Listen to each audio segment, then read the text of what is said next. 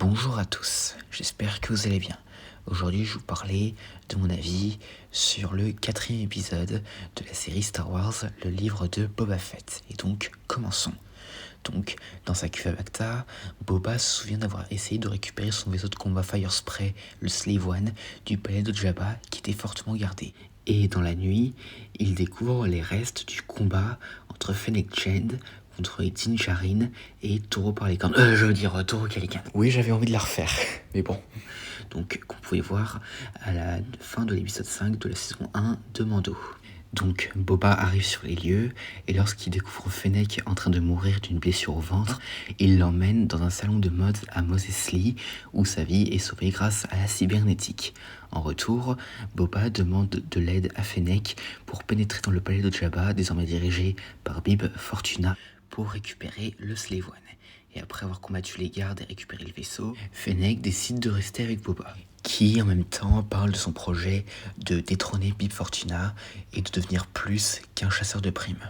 Ensuite, Boba se dirigea vers le gang des faucheux de Kintan qui avait tué sa tribu de Tusken et il les massacre, avant de finalement retourner vers la fosse de Sarlacc, là où il est tombé il y a 5 ans de cela, pour y récupérer son armure.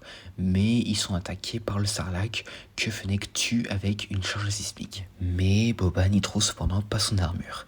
Et après, la suite, vous la connaissez avec la saison 2 de Mando. Ensuite, dans le présent, Boba sort de sa cuve à Bacta et est totalement guéri. Plus tard, il se rend au sanctuaire de Garsa et voit Chrysantan combattre des Trandoshan et décide finalement de recruter le Wookiee. Lors d'un banquet, il exhorte les autres chefs du crime de Mos Espa de s'unir contre le syndicat des Pykes, mais ils refusent.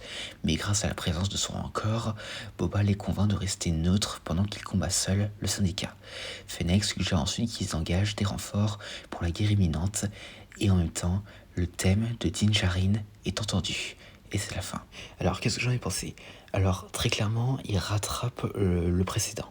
Alors déjà, le parallèle avec l'épisode 5 de la saison 1 de Mando, il était vraiment pas mal. Et donc, alors aussi, je tiens aussi à préciser une chose, le Slave One n'a pas été renommé le Firespray. Parce qu'il y en a beaucoup qui comprennent pas, et en disant qu'ils avaient renommé le Slave One en Firespray.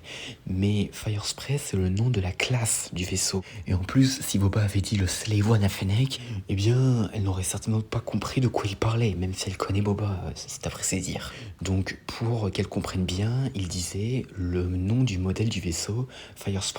Et donc voilà, enfin, je précise ça parce que j'en ai vu beaucoup qui ont râlé en croyant que Boba avait renommé le Slave One Firespray, alors que c'est totalement faux. Et donc, alors, le retour au Sarlacc, franchement, je m'y attendais pas, pour vous dire, mais c'était quand même cool de revoir cette créature pour de vrai, parce qu'on l'avait pas vraiment revu, enfin, du moins son bec, ses dents et ses tentacules dans le premier épisode. Et d'ailleurs, je suis franchement étonné de voir qu'il peut vraiment tendre le cou et le replier aussi profondément. Même si bon, alors les passages où il attire le Slave One avec ses tentacules, je trouve que c'était un petit peu abusé, qu'il ait la force de tirer un vaisseau tout entier jusqu'à sa gueule. Hein. Mais bon, et franchement le coup de la charge sismique dans la gueule du Sarlacc, ça c'était pas ce à quoi je m'y attendais vraiment. Hein.